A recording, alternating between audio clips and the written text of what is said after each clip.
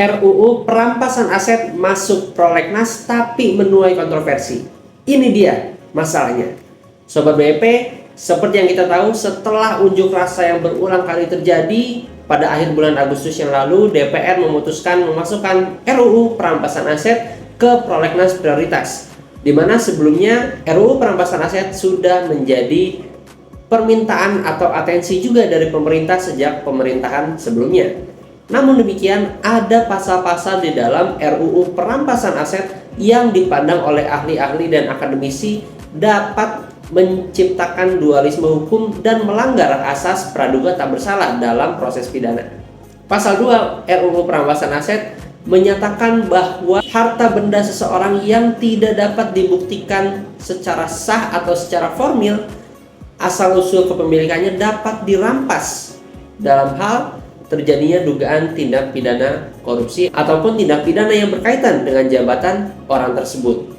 Ahli memandang bahwa seharusnya segala bentuk perampasan dilakukan setelah terjadinya putusan pidana yang inkrah, bukan saat proses persidangan masih berjalan. Hal ini kedepannya juga dipandang dapat menciptakan tekanan kepada masyarakat untuk membuktikan asal-usul segala harta kekayaan yang kita tahu tidak selalu mudah, terutama bagi orang-orang atau pejabat-pejabat yang tidak memiliki latar belakang pengetahuan yang cukup terkait hukum, ekonomi, dan kepemilikan dan lain sebagainya. Oleh sebab itu, akademisi berpendapat agar diperjelas bahwa perampasan terhadap aset yang dimiliki seorang terdakwa atau terpidana tindak pidana korupsi harus dilakukan setelah adanya putusan pengadilan yang bersifat inkrah atau berkekuatan hukum tetap.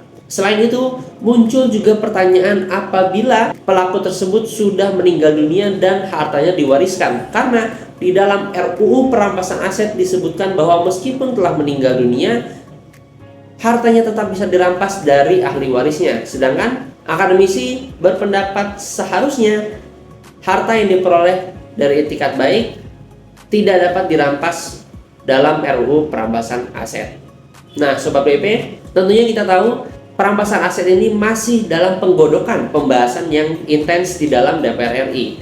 Kita menunggu bagaimana draft finalnya sampai dengan nanti difinalisasi menjadi undang-undang dan prakteknya nanti di masyarakat. Kita sebagai masyarakat juga harus jeli terhadap peraturan yang ada, karena untuk melindungi diri sendiri dan juga untuk mengamati dan memberitahukan kepada pihak berwajib apabila terjadi penyimpangan terhadap ketentuan undang-undang tersebut. Oke Sobat DP, semoga video ini bermanfaat, dan bagaimana pendapatmu terhadap RUU perampasan aset ini? Komen di bawah ya.